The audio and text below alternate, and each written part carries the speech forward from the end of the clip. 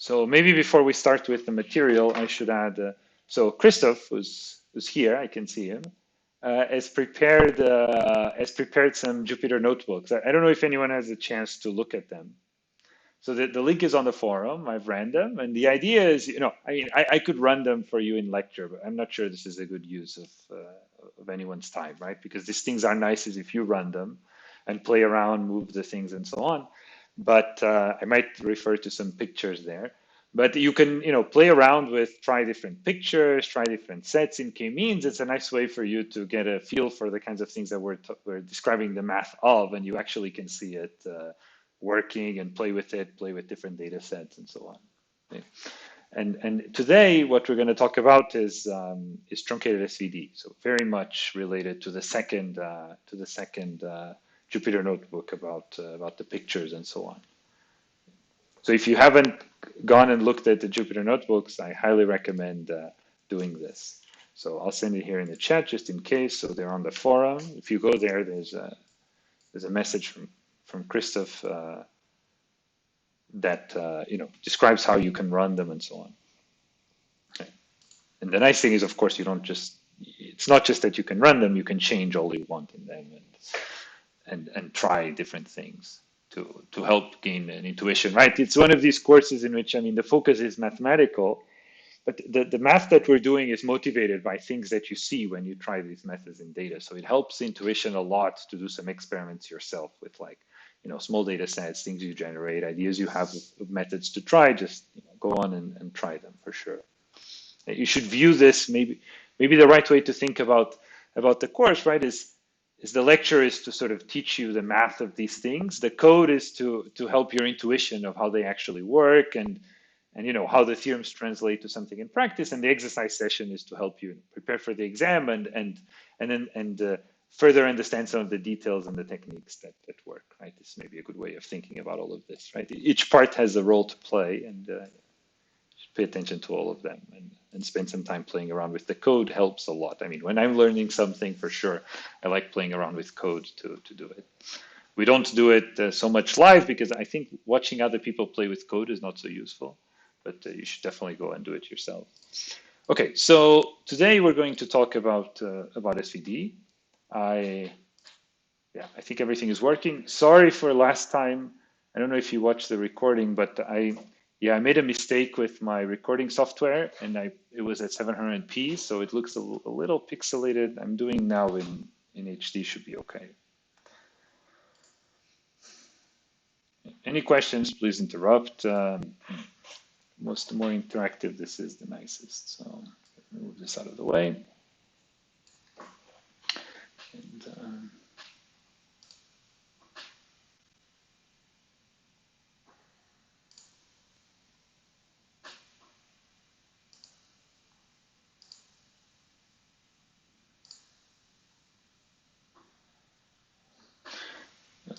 just 1 second, sorry. I just make sure that I have the chat in case anyone writes, I can see. Okay, all right, I think I got everything.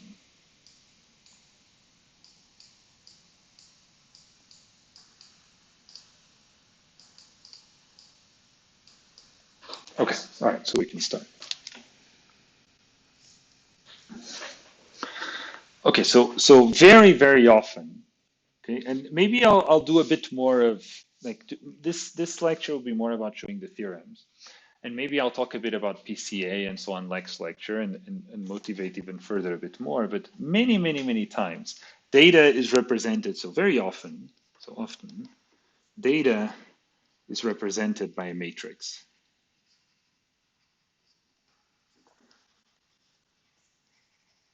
I mean, countless times.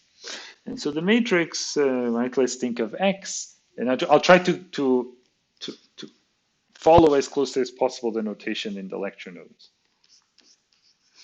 Right, so we think of a matrix D by N, say, okay, and here you should view maybe the right way to think of this matrix.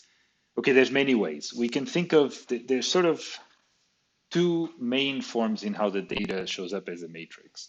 right? One is when X is made of many, many data points, right? Where the columns, like the data set is somehow many vectors. So, right, this means basically 10, n data points, right? All the time we get things like this. So n data points in RD, right? And it's very natural to write them as a matrix. Okay, other times it's a little different. We get things like, this cases is more usually n by n, but not always. Let me stay with the d by n, in which somehow these correspond to entities, right? So it's rho I and j, so these are some form of entities, right? So a very nice example is in recommendation systems. So maybe, the Netflix prize in recommendation systems is a very good example of this, right? In which maybe these are users, right? And this J are movies, okay? And that what you see here is that some kind of relationship between entity I and entity J, right? So maybe a rating, right? And sometimes you have, matrices like this where the entry ij corresponds to some kind of relationship between item I and item j.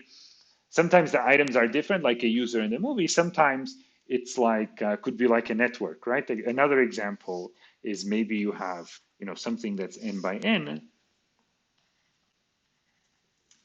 and you have, say, I and j, and maybe both of them are, say, users in a social network, for example.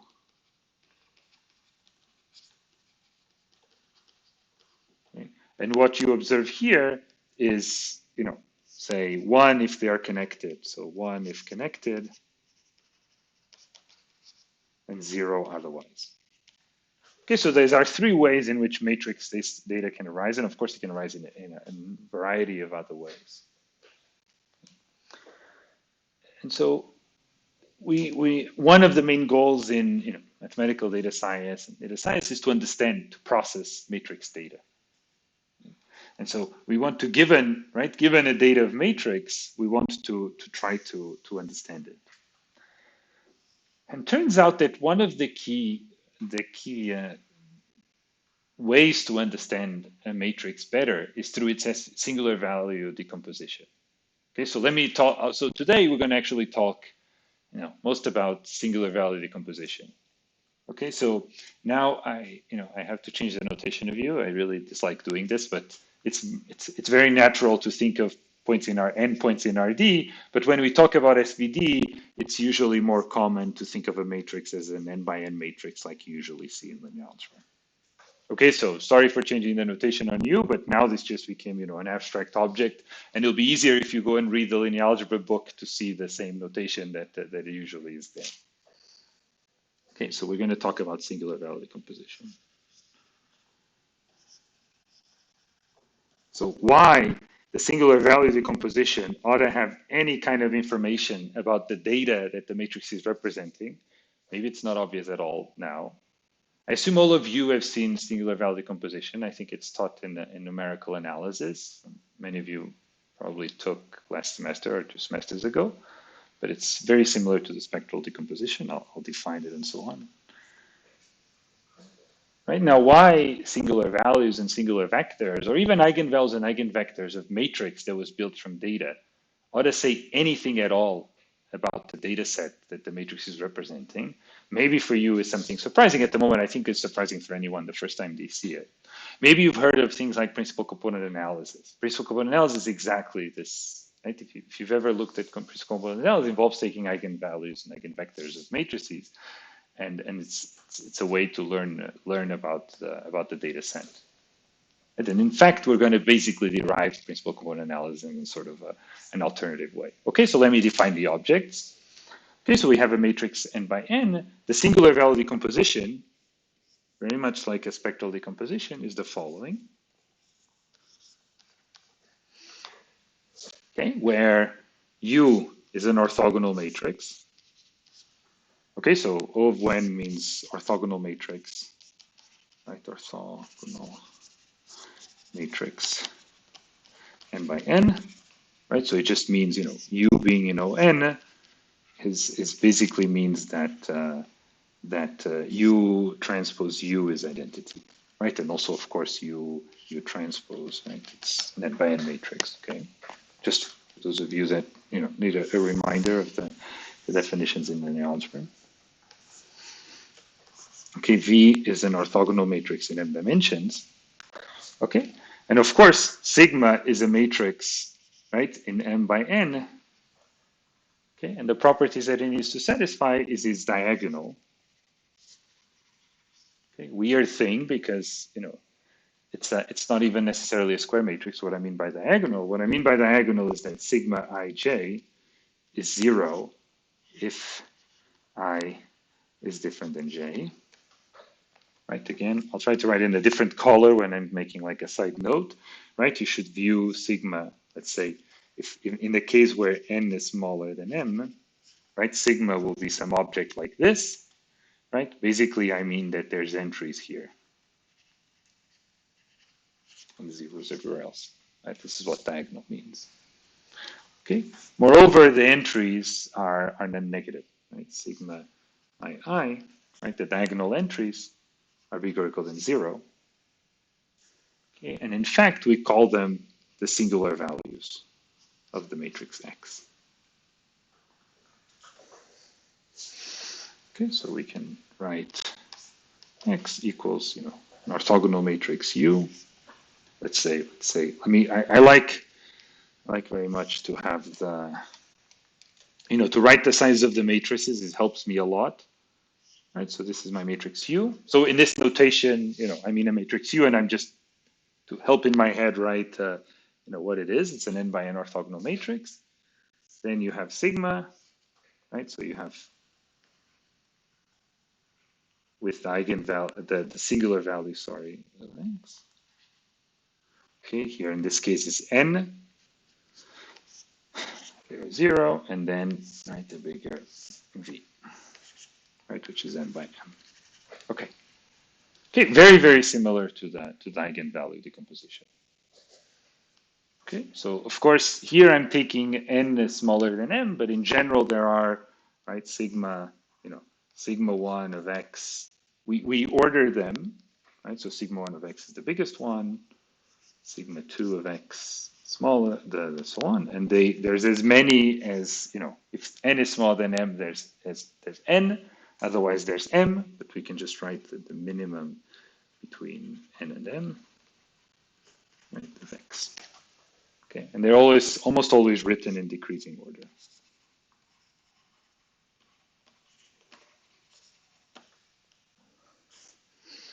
Okay, so the columns of the columns of U and V. So okay, just to have all the notation. This is really just a refresher, but these columns are called. Okay, let me do all of them. Right, so U1 all the way through UN are the left singular vectors. V1 through Vm are the right singular vectors. Oh, I'm in trouble.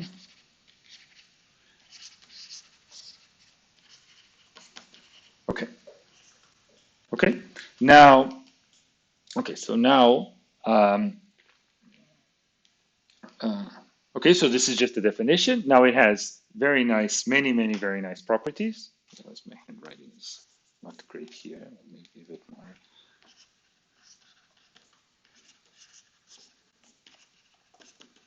Okay, so now this has many properties, many important properties. So many properties. Okay, and you should try to prove some of these. Some of them will be in the homework. Others are just posted as challenges in the lecture notes. Right, very much like in for the eigenvalues. So the number of non-zero, right, number of non-zero singular values is equal or is equal to just the rank of the matrix, right? Just like in eigenvalues.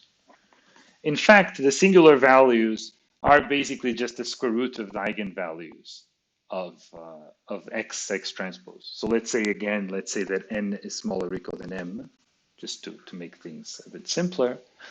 Then singular values like sigma k of x is nothing but the square root of the kth eigenvalue ordered in the same way of just x transpose. Right? And again, this is easy to see, right? You basically can just you can just take x transpose, right? And if you work out what this is, right, it's worth doing these things at least once, right? What is this? This is just right. You get so v transpose v cancels out. Oh, I forgot a transpose, right? And this will basically be a spectral decomposition, right? You should look at these things carefully to make sure that you have a good intuition of what the singular value decomposition is doing. Okay, now there are two, okay, so this is just a definition. I'm not going to prove the existence of the singular value decomposition or its uniqueness, but I assume you've already done this. And even if you haven't, the existence is not so hard from just the fact that spectral decomposition will exist from XX transpose. You can see how you can transform this into existence. For uniqueness, you can also see how you can transform something like that into uniqueness, right? Of course, there's a few, it's not completely unique in the sense that, first of all, if singular values are the same, then just like with spectral decompositions, there'll be some ambiguity on the choice of the singular vectors, right? Like the identity matrix has many such decompositions, of course. And even if they're different, you could multiply, you could take the left singular vector, take a minus sign in it, and take a minus sign on the right singular vector, and you would still be a decomposition.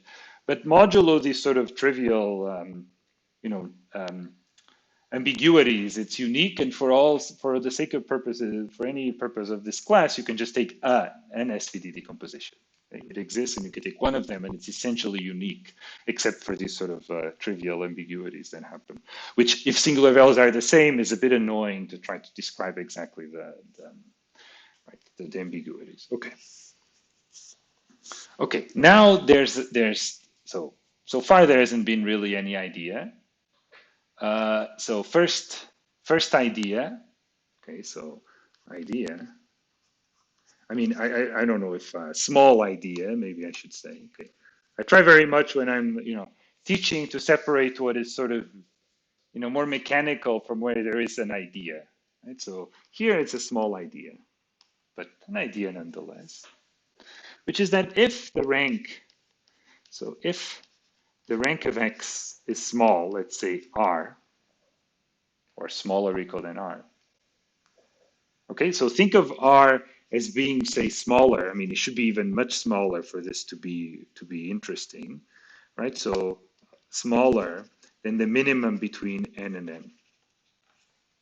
Okay, I keep having to use minimum of n and m because there's so many singular values there are. Oftentimes people just say, let's suppose without loss of generality n is smaller than m, and they done with it. I'm going to keep track of this, but that's why all these minimums show up. Okay, so if rank of x is smaller than r, then we can write the SVD in a much more economical way, right? Then we can write the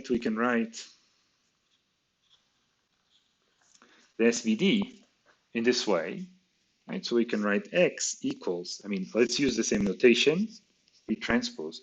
But now the point is that these things can be made a lot smaller, right? Because they can be made, n, and I'll write n by r, right? Then an r by r here, matrix, right? And then, okay, maybe I'll just, because it's clear that this needs to be the same size as that, right, by m. Okay, and I can write sigma 1. Right, I think this will be clear. Right, I'm just writing the exact same decomposition as before, but since there were all these zeros, this means some columns of u and v don't even show up. Right, where are the properties here is that u is an object now that's n by r, right? the new sigma is an object that's R by R, again diagonal with in this case positive entries even, and V is an object that's R by N. Oh, V is M by R. V transpose, of course, is R by M, right? And what do they need to satisfy? Right, they need to satisfy that U transpose U is equal to V transpose V. They're both just the identity in R dimensions, right? Because the columns of U and the columns of V are orthonormal, right? Because they're the left and right singular vectors that correspond to singular values that are smaller than 1, right? And this fellow here is diagonal with positive entries, positive. Okay, and why is this an idea? I mean, this seems silly to call this an idea, but why does this idea is that this requires, right? This requires writing only a lot fewer numbers. So in particular, let's see how many numbers this requires. So this requires n times r to describe u, plus r numbers to describe the singular values, plus mr. So this is just n plus m plus 1 r numbers. Right? If r is a lot smaller than n and m, right? Let's say minimum. Okay, I'm just going to use nm. Right? It's smaller than either of them. Then n plus m plus 1 times r is a lot smaller than what you would take to write the matrix X.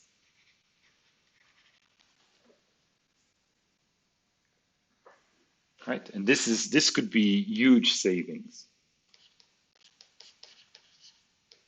I guess potential for now.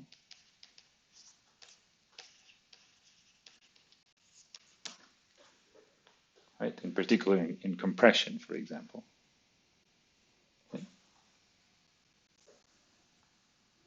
Okay, and maybe I'll yeah. So in the Jupyter notebook that Christoph prepared, you see this being applied to an image, is used to compress an image to something like 100 times less disk space, while still looking very reasonable, reasonably close to the normal image. And the idea is exactly just this. Okay? But before we go into compression and why would matrices actually be low rank, let me just also another thing that's very useful to write the singular value decomposition, right? So useful way to write SVD. Again, you probably have seen this for spectral decomposition. But I know, right, in normal mathematical course in linear algebra, one doesn't see the singular value decomposition as much as the spectral decomposition. So it's good to sort of at least see again everything in terms of the SVD, right? But it's just exactly the same thing. This is another way to write, exactly the same decomposition as above, right? Where R of course is the rank of X. If X is full rank, then R is just the minimum between N and M.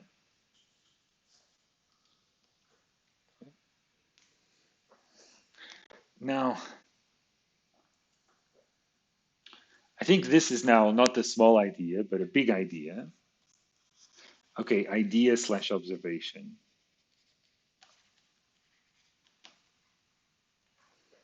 Okay, and this is key to what we're doing today, which is that data, or matrix data, I should say. I mean matrix,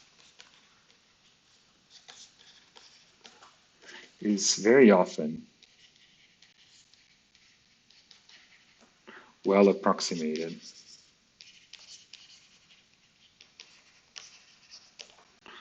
by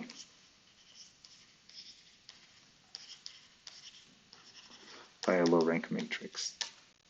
Maybe another way to say this that you've heard these words before is sort of tends to have low intrinsic dimension. I mean, intrinsic dimension sometimes means something else.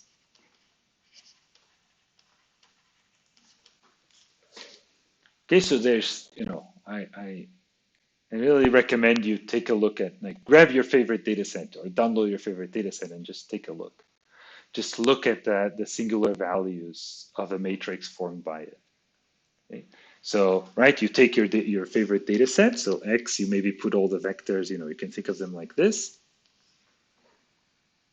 right? And now use, for example, the code that Christoph wrote to compute the SVD. And now look at just the singular values, for example, right? So these are K, and here you will see, sigma K of X. And it's very, very typical, very, very typical to see things like this. Okay, maybe here I'm exaggerating, but, very, very typical. Now, it's not clear yet, I think, why is it that because the singular values are decreasing, this means that it's well approximated by low rank, unless they are already actually zero, right? Okay, I'm drawing this plot, but really this is like many points, right? It's a discrete thing. I'm just taking the liberty of drawing a continuous curve. Now, one thing that we're going to see today is if a matrix, the singular values of a matrix behave like this, and if you decide, okay, so what I'm going to do is I'm going to pick some number, and I'm going to say, well, I'm going to go and set these to 0. So effectively, you're making the matrix rank hard, and this doesn't change the matrix very much if these weren't very big to start with. So two ideas here, okay, that I want you to take home. One is data is often very well approximated by low rank matrices. One way to view this is looking at the singular values of the matrix formed by the data and seeing that they decay very quickly. And then we're going to see today that if they decay very quickly, they can be approximated very well by a low rank matrix. So for example, okay, maybe I will show what Christoph prepared for us, because it seems like so suitable now. But okay, so maybe I'll show that. Okay, before I show that, let me say something else, which is try the following even. Just try downloading the MNIST data set, the set of handwritten digits, and look at its SVD decomposition. And you don't even need to actually go and download MNIST. You can if you just Google SVD decomposition MNIST, you'll find plots of the singular values, and they look exactly like this. Okay, I mean, I could show you the plot, but it looks exactly like the thing I drew. You see a decay in singular values that's very large. I mean, it looks pretty much like this picture. Okay, so maybe let me show you the code, because it's okay.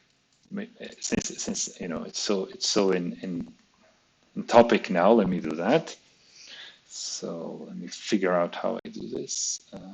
Okay, so I'm going to move it here. So you all have access to this Jupyter notebook. I will have to change the window that I'm presenting with. Of course, anytime, please.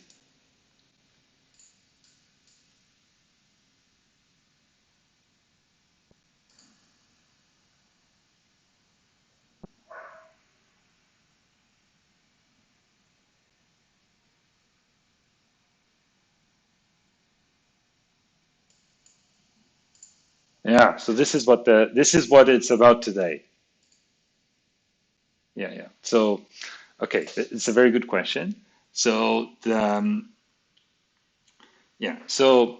okay, this is an excellent question. So I said a few different things, right? One was that okay, so just for the sake of the other recording, let's just say the question was whether one can whether it's actually kind of clear to do this, to set singular values to 0. Like why would we do this? I said 3 different things. I said 1, that data tends to be well approximated by low rank matrices. 2, that low rank matrices can be stored much more efficiently. And 3, that given data we can create low rank matrices by just setting singular values to 0. And it's not obvious that this is the best way to create low rank matrices out of data. This is actually what we're going to prove today. This is known as Eckert-Young-Mirsky theorem. It's a theorem, and we'll prove that this is the best way of doing low rank matrix approximation in a very general sense. But as of now, you don't know this yet. This I will prove, and we'll do some actually very nice math to prove that. Okay, but thanks for the question. This was, yeah, I should have made this more clear. It was a great point. So, okay, so here, you can run this. I don't think I preloaded this stuff. And so here, what is done here is you have an image, the image of this squirrel, right? And you're going to do something that seems, I think, silly, perhaps even, which is you're not having like many images and sticking them in a matrix. You're taking this image in grayscale with like just how dark the pixel is, and you're thinking of literally the matrix whose ij entry is how dark is the point, the pixel with x coordinate I and the y coordinate j. So the data points here are the columns of this image. Why that should be low rank is sort of not even clear why that data set should have such structure. Okay, maybe here it's clear that these different columns are sort of similar and so on, but it's a priori not super clear. And so the idea is that, right, if you want to store all the pixels, this stores, I guess, 2 million, if I'm counting this right, 2 million numbers, right? And so instead, what it's done in this Jupyter notebook is you compute the singular value decomposition of this matrix, right, with all these entries. And now you drop everything except the first k singular, the first k, which in this case is 40 singular values. Okay? And then you're going to rebuild the matrix using only that part, right? Exactly in the decomposition that I showed before. You now make all the eigenvalues, all the other singular values 0. This is right. This is now a low-rank matrix, can be stored much more efficiently. And now we can see what picture that gives rise to. Okay, so let me make sure that I run Christoph's code properly. Okay, and you see, looks quite similar. I mean, maybe this is not quite as good as a JPEG or JPEG 2000, but here you only have around 100,000, so it's like 5% the data, and it looks quite good. And nothing was used about, geometry of images or anything. It was sort of a super naive, silly thing, where you just thought of columns as data points, approximated the columns of this image with a low rank matrix, and I mean, it looks almost indistinguishable. And you have the Jupyter notebook, play around with it with different values of k. One thing I recommend is download the MNIST dataset. I'm sure it's very easy to find, and just put those as columns and see the singular values that it has. You can use some of this code if you want to then do the truncation, see how close they look. You can do all sorts of things, but this is a math course, and I'm here to teach you some math around it, but it helps a lot to experiment a bit and get some intuition with these things. It also helps for the math. Okay, so let me go back to sharing what I was sharing before. Okay, if there's any questions, please, interrupt. From the viewpoint of teaching, is certainly much nicer to teach with, with a participative audience. So, okay. Okay, let me make sure I don't. Yeah, go ahead, please.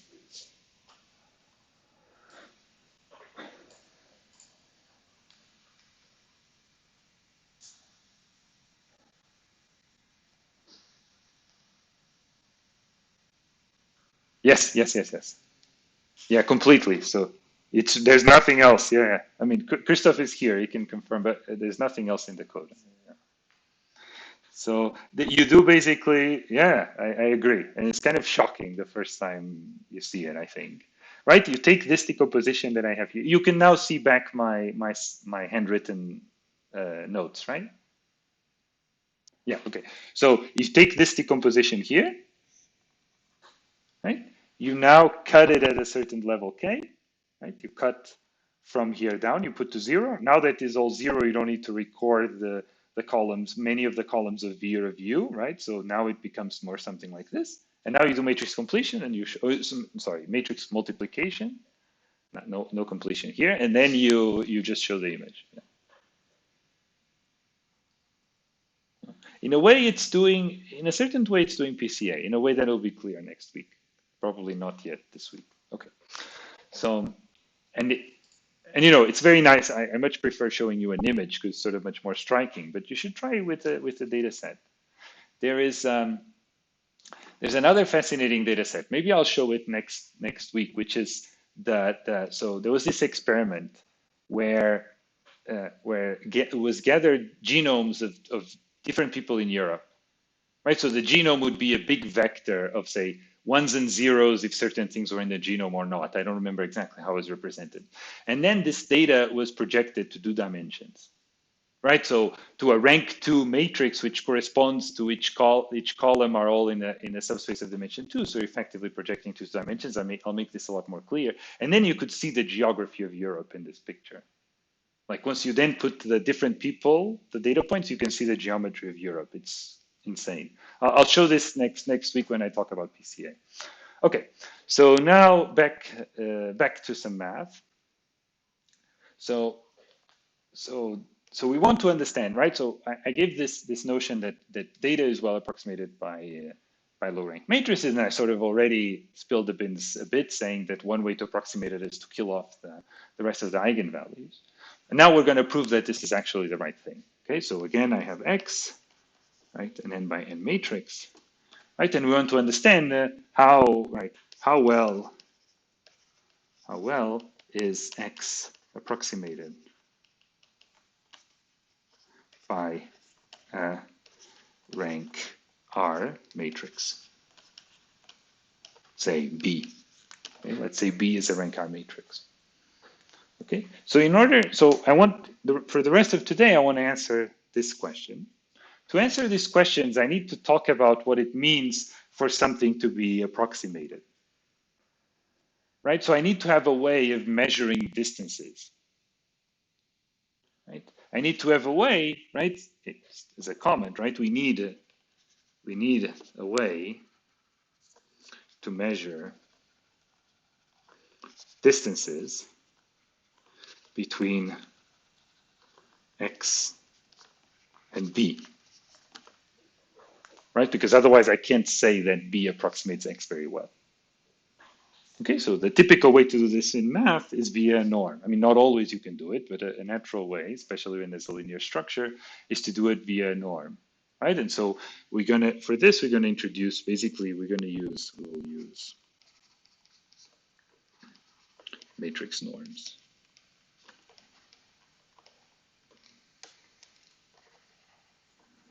Right, that they will measure sort of how far X is B by computing the norm of a matrix of the difference of the matrix. Okay. So what are natural matrix norms? You probably have seen already. So matrix norms,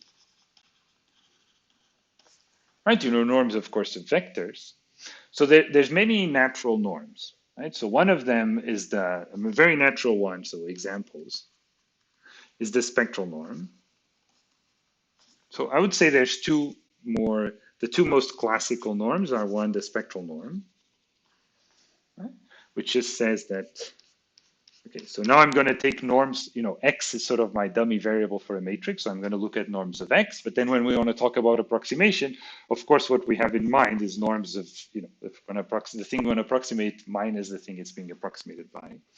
Okay, so the spectral norm is basically how big it is as an operator, so it's the maximum. I mean, I'm sure you've seen things like this, but I just want to, make sure everyone is on the same page, right? Where this is the norm in vectors of XV. Okay, so this is the operator norm, spectral norm, and so on. Okay, equivalently,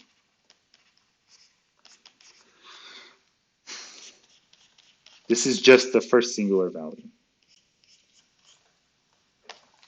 So if you remember from, linear algebra, I'm sure you've seen that the spectral norm is just the largest eigenvalue in absolute value for these matrices, for the singular values is equal to the biggest singular value. Okay. And again, proving this is, it's a very nice homework problem. I put it as a challenge in the lecture notes. All right, it's the kind of thing that if you have a lot of familiarity with linear algebra, you will have seen this already.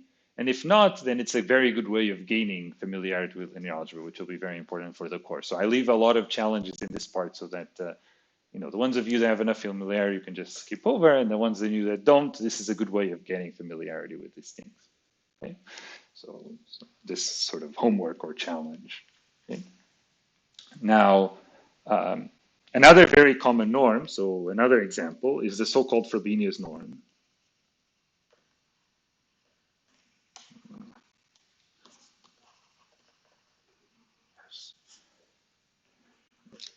Okay, Frobenius norm. This is sometimes referred as the Hilbert-Schmidt norm.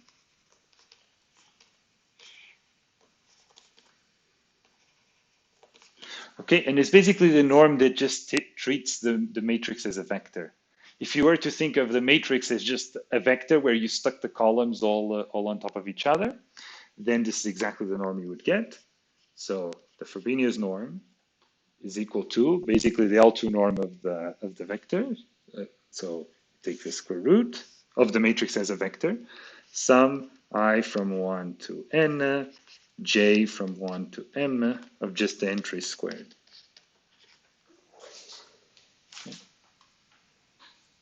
So this is another way of measuring the size of a matrix, right? It's clear they're not the same, right? So in particular, if n is equal to m and x is the identity, right? They're very different, right? This one is the identity. So if v has norm 1, xv is also going to have norm 1. So the spectral norm is 1, while the Frobenius norm, right? I have n ones in the identity, so the Frobenius norm will be root n, right? So for, maybe it's worth putting here for intuition, right? For the identity, the n by n identity, its norm is 1, while the Frobenius norm. And so they're for sure different norms, but they're all very useful. Right? Okay. So the Frobenius norm can also be written in terms of the singular values. Again, this is another homework challenge in the notes. Again, a very good way of getting used to singular value decomposition. The Frobenius norm is, I'll do it square so I don't have to keep doing square roots everywhere, is equal to the sum from k from 1 to the minimum of n m of just the kth singular value squared.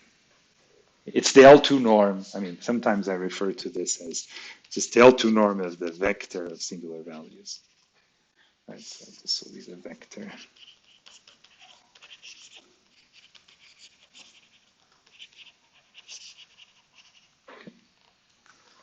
Okay, to prove that this is the same, it's really much more useful for you to just try it yourself if you haven't seen it and to see me doing it. Right?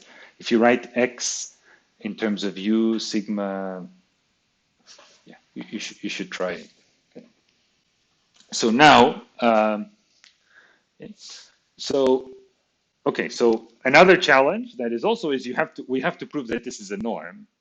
Right? I've defined something, but we know norms need to satisfy certain things, right? The particular, they need to satisfy the triangle inequality, right? So also as a homework was to prove that these are actually norms. The Frobenius norm is of course a norm because it's just a norm as viewing x as a vector, so that's kind of obvious. The fact that the spectral norm is a norm is not, you can't just see it right away, but it will take you very, very little time. Also, once you write out what the triangle inequality would say, you will see immediately that it's also a norm. And in particular, right, so what's called the triangle inequality, okay, so this is what I use for triangular inequality, for spectral norm, says in particular that, the spectral norm of x plus y, smaller or equal than, right? And we know the spectral norm is the first singular value, x plus y. Right, so first theorem about singular values. Okay, I haven't proved it because I haven't proved that the spectral norm is a triangle inequality, but this is something you should try and do.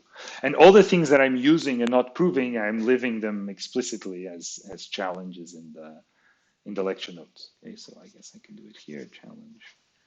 So prove these are indeed norms. Okay.